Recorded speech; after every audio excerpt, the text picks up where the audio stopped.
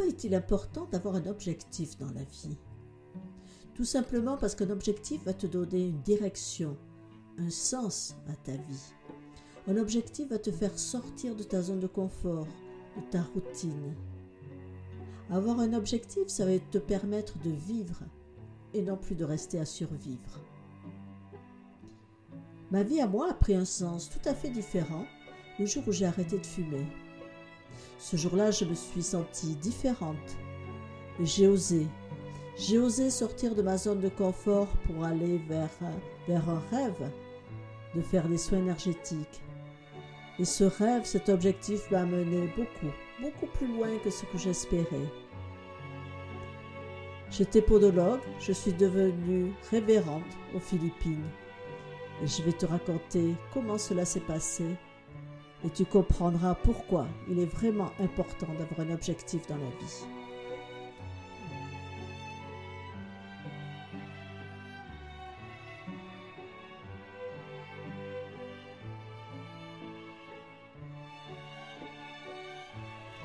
Choisis ta vie, le podcast qui aide les personnes qui se sentent perdues, isolées, différentes, qui n'osent pas montrer qui elles sont, qui n'osent pas exprimer leurs opinions, montrer leurs sentiments. Pour toutes ces personnes qui ont vraiment envie de bouger, de changer de vie, Choisis ta vie va vraiment vous parler. Je m'appelle Catherine Pénoat, je suis accompagnatrice holistique et j'aide les personnes qui ont besoin et qui ont vraiment envie de changer leur vie. J'ai commencé dans une carrière paramédicale pour finir révérende aux Philippines et à faire les lectures des archives akashiques. La spiritualité pour moi est quelque chose de très important, de primordial, ainsi que la liberté intérieure, exprimer qui nous sommes réellement.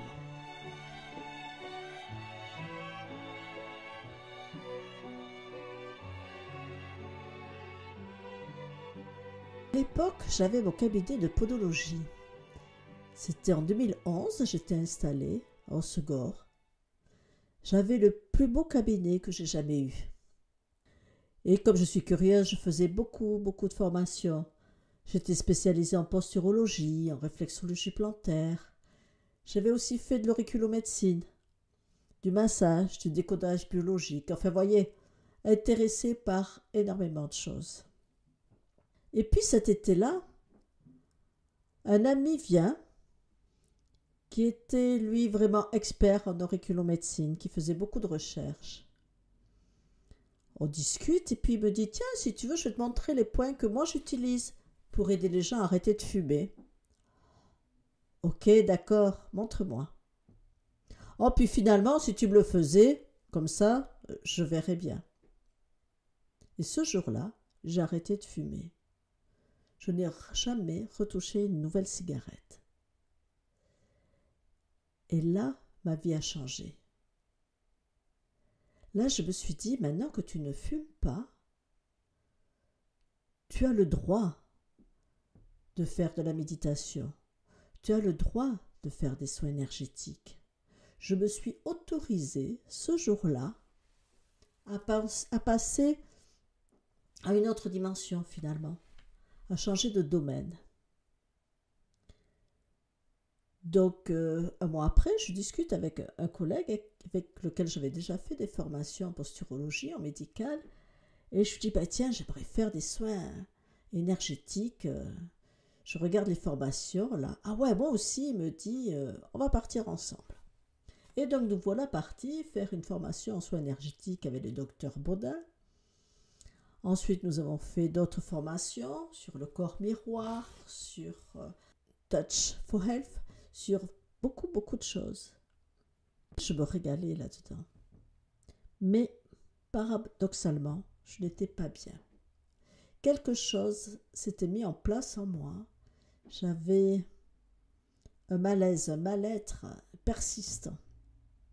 Et à l'époque, j'étais suivie par un médecin qui était homéopathe, acupuncteur, très fort en énergétique. Donc je faisais 2 heures de route pour aller le voir.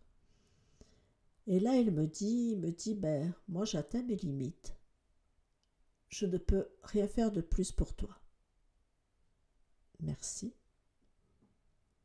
Donc, j'ai pensé, il faut aller plus loin. Si lui, en énergétique, ne peut plus rien faire pour moi, il faut que je trouve autre chose. Et là, s'est présenté à moi une formation avec les guérisseurs philippins. Alors, les guérisseurs philippins, j'avais lu ça il y a bien longtemps, un livre de Janine Fontaine. Et pour moi, c'était un rêve, c'était loin, c'était quelque chose de mystérieux, de complètement fou. Et tout à coup, l'opportunité d'aller aux Philippines, d'aller rencontrer un guérisseur est arrivée à moi. Ah, intéressant. Et j'ai senti comme un appel, parce que je me suis dit, je n'ai pas d'autre solution maintenant que d'aller là-bas. Donc je me suis inscrite. Alors, s'inscrire pour un voyage aux Philippines, c'est déjà un billet d'avion, c'est déjà 12 jours là-bas, et puis quand on est en libéral, c'est 12 jours sans travailler. Ok, j'y vais. Là, j'ai rencontré peut-être ma famille d'âme. Je me suis sentie bien tout de suite. J'ai su que c'est quelque chose qui me correspondait. De voir ce guérisseur, ce chirurgien à main nue, qui était vraiment un homme de foi, un homme de Dieu. Et j'ai trouvé une spiritualité qui me convenait parfaitement. Quelque chose de simple, de proche. Et donc j'ai passé mes 12 jours aux Philippines et je suis revenue. Et là, je me suis dit, Catherine, tu ne vas pas rester comme ça. C'était au mois d'avril et il y avait un autre séjour en décembre. Donc je me suis inscrite pour un autre séjour en décembre. Bon, c'est passé, les comptes passaient.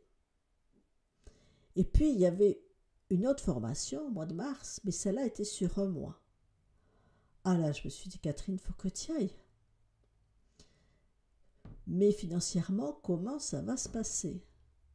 Donc j'avais une collaboratrice qui travaillait un peu. Avant de partir, je suis allée à la banque. Je suis allée voir ma banquière en lui disant, bon voilà, je pars 4 semaines. Peut-être qu'au niveau des financiers, ça va être compliqué, puisque moi, je ne vais pas travailler pendant 4 semaines. La collaboratrice en faisait moins que moi. Donc, on a préparé tout ce qui pouvait être possible au cas où il n'y aurait plus d'argent sur le compte. Lorsque je suis revenue, mon compte était toujours bien rempli. Et je suis retournée plusieurs fois aux Philippines. Ça, je vous en reparlerai parce que c'est vraiment des choses extraordinaires. Les rencontres qui se sont faites, l'avancée que j'ai eue, la transformation qui s'est passée en moi. Et un jour, je demande au guérisseur, je dis, je voudrais être révérente, moi aussi. Pas de souci, pas de souci. Donc, j'ai dû étudier la Bible, j'ai dû apprendre à prêcher en anglais, suivre des formations de médiumnité, pour enfin un jour être nommée révérende. Et ce jour-là, la guérisseuse qui m'a nommée m'a dit, ben maintenant, c'est toi qui fais les soins.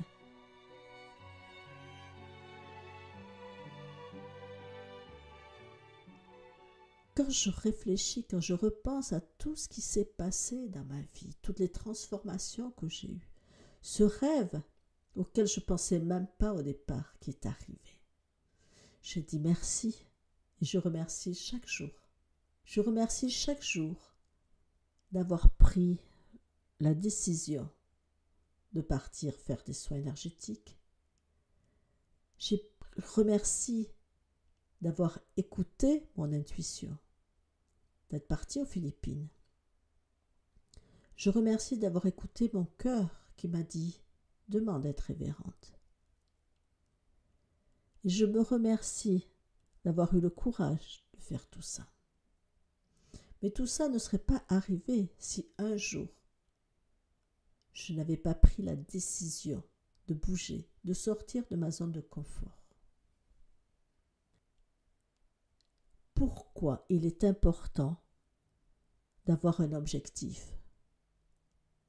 Parce que si vous n'avez pas d'objectif, vous allez rester dans votre zone de confort, vous allez tourner en rond, vous allez vous dire « Ah ouais, c'est joli là-bas, ah ouais, ça a l'air sympa », mais il ne se passera rien de plus. Et à partir du moment où on décide d'avoir un objectif, qu'on donne un sens à sa vie, on passe à l'action. Parce que cette action est primordiale.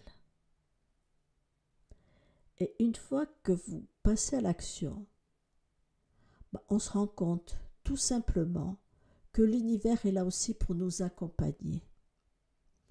L'univers va ajouter des rencontres, des opportunités, des coïncidences. Des coïncidences, j'en ai eu des extraordinaires.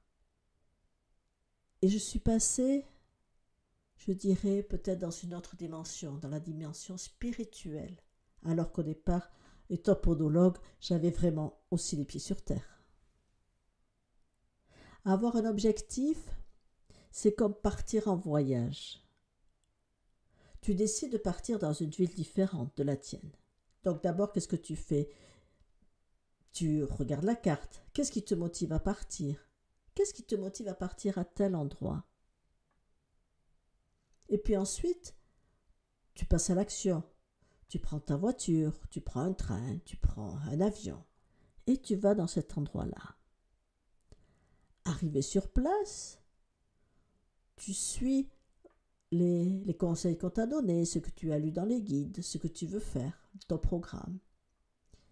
Et puis tu vas faire des rencontres particulières, des rencontres inattendues. Des personnes qui vont te dire « Ah, regarde là-bas, allez, va visiter cet endroit-là. » Et là, tu découvres beaucoup plus que ce que tu pensais au départ. Et la vie, c'est ça, c'est un voyage. Tu choisis un itinéraire, tu donnes une direction, mais c'est juste donner la direction. Parce que souvent, le résultat, l'objectif atteint, la fin du voyage, a bien plus de cadeaux que ce que tu pensais au départ. Ce qui nous manque le plus souvent, c'est de passer à l'action parce que notre inconscient vient nous dire « Mais non, reste là. Allez, qu'est-ce que tu veux faire ça? Reste ici. » Donc aujourd'hui, je vais vous encourager aussi à passer à l'action. Une toute petite action. Mais sachez qu'une action aussi petite soit-elle, peut être le début d'une grande action. Donc dans les commentaires, dessous, dans les contacts, envoyez-moi votre objectif. Partagez avec moi ce que vous avez envie de faire, vers quoi vous voulez aller. Alors ça peut être un petit objectif ou un gros objectif, mais aussi petit soit-il, il va vous faire bouger. Donc surtout, dites-moi, et si vous ne savez pas quel est votre objectif, marquez-le. Dites-moi, je ne sais pas encore quel est mon objectif, mais j'ai envie de faire quelque chose. J'ai envie de bouger, de découvrir. Et puis vous verrez, vous aurez peut-être une surprise. Choisir son voyage, c'est choisir sa vie. La vie, c'est une aventure. Et surtout, ose partir à l'aventure. Ose vivre tes rêves. À très bientôt.